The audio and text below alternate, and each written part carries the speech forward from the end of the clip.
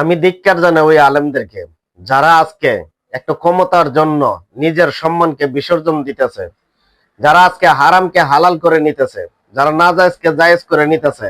এতবার একজন প্রবীণ আলেম হয়ে দেখলেন কিভাবে একটা মহিলার পা ধরে সালাম করতে যাচ্ছে, মানে খুব কষ্ট লাগলো।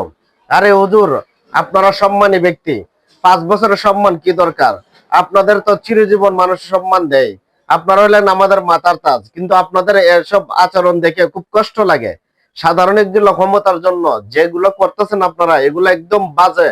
আর এই কারণে আপনাদের মান সম্মান ধূলিসাৎ করে দিতেছেন।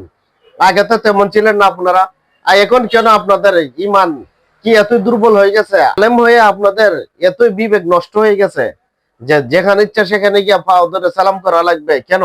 আপনাদেরকে সম্মান আল্লাহ রাব্বুল আলামিন দেয় নাই? আপনারা তো ক্ষমতার লোভী ছিলেন না আগে, এখন কেন এত ক্ষমতার লোভী?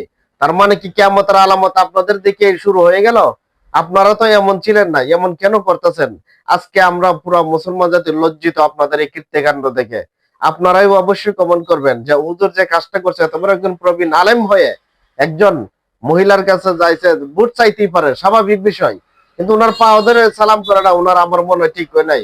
যে মহিলার পা ধরে সালাম করতে গিয়েছিল সেই মহিলাটা মনে হয় ওনার সাথে বয়সে কম হবে। উনি এত বড় একজন আলেম এবং সাদা দাড়িওয়ালা মুরব্বী মানুষ হয়ে কাজটা ঠিক করে নাই। আল্লাহ তাআলা সমস্ত আলেম উলামাদেরকে তাদের মান সম্মান যেন তারা রক্ষা করতে পারে, তাদের সঠিক বুঝতে আল্লাহ তাআলা তাদেরকে আবার ফিরিয়ে দেওয়া হোক।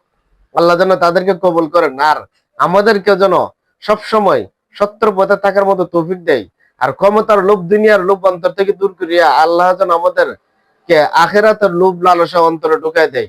আল্লাহ তাআলা সবাইকে হেদায়েত দান করুক, আমিন।